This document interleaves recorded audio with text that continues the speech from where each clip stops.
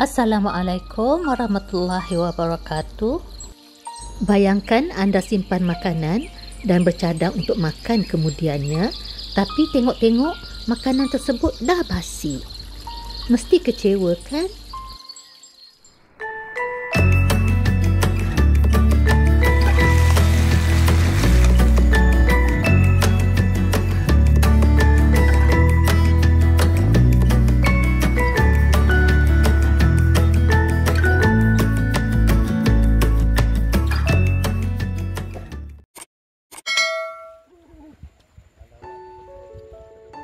Kenapa makanan basi?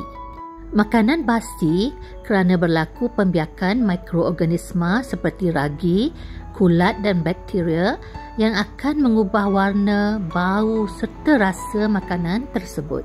Setiap jenis makanan dan minuman mempunyai daya tahan yang berbeza bergantung kepada jenisnya. Ada yang lebih tahan lama tapi ada yang cepat basi. Yang pertama, cara penyimpanan yang salah. Kita perlu kenal pasti makanan mana yang perlu disimpan pada suhu sejuk atau biasa. Sebagai contoh, makanan yang berasaskan susu mesti disimpan di dalam peti sejuk. Sebagai contoh, puding mangga ni dia mengandungi susu dan juga mangga yang tidak dimasak. Jadi kemungkinan untuk cepat basi adalah sangat tinggi. Sos seperti kicap, tomato, cili sos mesti disimpan di dalam peti sejuk selepas dibuka. Kalau dibiarkan di luar dan kita gunakan dalam masakan, akan menjejaskan makanan kita, menyebabkan makanan kita cepat basi. Punca yang kedua yang menyebabkan makanan kita cepat basi ialah mencampurkan makanan yang mentah dengan yang masak. Sebagai contoh, nasi lemak ni, dia ada timun, dia ada telur, dia ada ayam. Jadi kalau kita nak simpan, kita perlu asingkan lauk-lauk daripada nasi dan juga sambal. Timun yang tidak dimasak sudah tentu menyebabkan nasi akan cepat basi jika disimpan bersama. Telur yang tidak cukup masak kemungkinan mengandungi bakteria Salmonella ataupun E. coli yang menyebabkan nasi akan tercemar.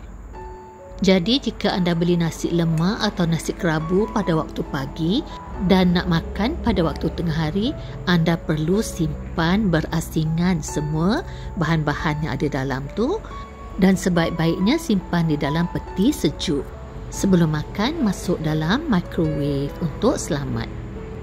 Satu lagi, daun pisang yang digunakan untuk membungkus nasi lemak di kedai-kedai juga menjadi punca nasi lemak kita cepat basi. Tambahan pula dengan penggunaan santan, lagilah cepat basi. Punca seterusnya ialah menyimpan makanan yang panas dan bertutup. Ini terutamanya apabila kita memasak banyak ketika penyediaan untuk jamuan atau majlis kenduri. Makanan yang dibiarkan panas lama akan menyebabkan bakteria cepat membiak.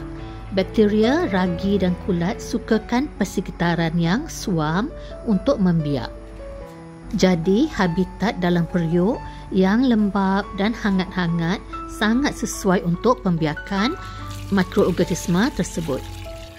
Petua orang tua-tua selalu berpesan jangan letak periuk panas atas simen kalau masa-masa kenduri tu kan.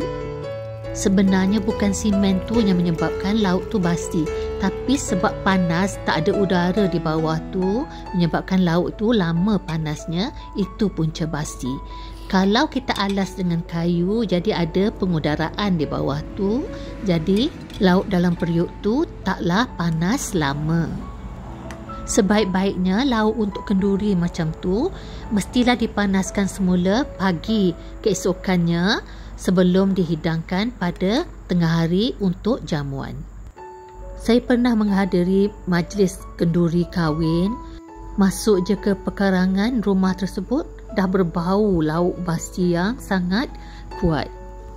Bayangkan tetamu hadir dan makan lauk basi, jadi kemungkinan akan berlaku keracunan makanan. Justeru hindari kesilapan ini untuk mengelakkan berlaku keracunan makanan kepada tetamu dan keluarga kita sendiri. Punca seterusnya ialah menyimpan makanan yang tidak cukup masak. Keracunan makanan kerap berlaku akibat memakan makanan yang berasaskan ayam. Ayam mengandungi bakteria, salmonella dan juga E. coli. Jadi, jika tidak dimasak dengan betul, makanan tersebut akan tercemar. Contohnya untuk membuat ayam merah. Biasanya kita akan goreng ayam separuh masak ataupun 3 suku masak. Tapi selepas kita masuk dalam ramuan rencahnya, kita tidak masak cukup lama untuk memberikan masa ayam itu masak hingga ke tulang. Justru isi ayam masih mentah dan ini akan mengakibatkan bakteria membiak dalam makanan tersebut. Kita pernah dengar kes-kes keracunan makanan akibat memakan ayam masak merah sehingga ramai yang maut. Kejadian ini pernah berlaku beberapa tahun lepas di Kedah. Seterusnya ialah penggunaan alatan memasak yang tidak bersih dan tidak bebas kuman. Keadaan ini mungkin berlaku di restoran-restoran atau di asrama. Penggunaan mesin pengisar atau blender ataupun mixer yang tidak dibasuh bersih selepas digunakan sebelumnya akan menyebabkan sisa-sisa makanan yang dah tercemar berpindah kepada makanan yang baru dimasak. Oleh itu, kita mesti pastikan semua alatan yang kita gunakan bersih dan bebas kuman. Punca seterusnya ialah memanaskan lauk tetapi tidak cukup lama. Ada antara kita yang memanaskan lauk hanya sekadar nampak sedikit mendidih. Apabila telah mendidih, kita pun padamkan api. Sedangkan isi dalam makanan tersebut seperti ayam, daging, tulang, ikan belum cukup panas hingga ke dalam untuk mematikan segala mikroorganisma di dalamnya. Mikroorganisma yang terdapat di dalamnya akan cepat membiak sebaik saja lauk tersebut ataupun makanan tersebut mula suam.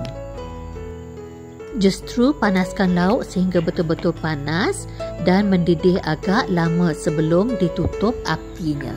Sebagai contoh, tulang gearbox ni mesti mengambil masa yang lama untuk masak hingga ke dalam. Sekian perkongsian saya kali ini. Semoga kita semua menjadi penyedia makanan yang bertanggungjawab untuk mengelakkan ahli keluarga kita atau tetamu kita daripada mengalami masalah keracunan makanan. Sila subscribe, like dan share video ini. Sehingga bertemu. Wassalamualaikum warahmatullahi wabarakatuh.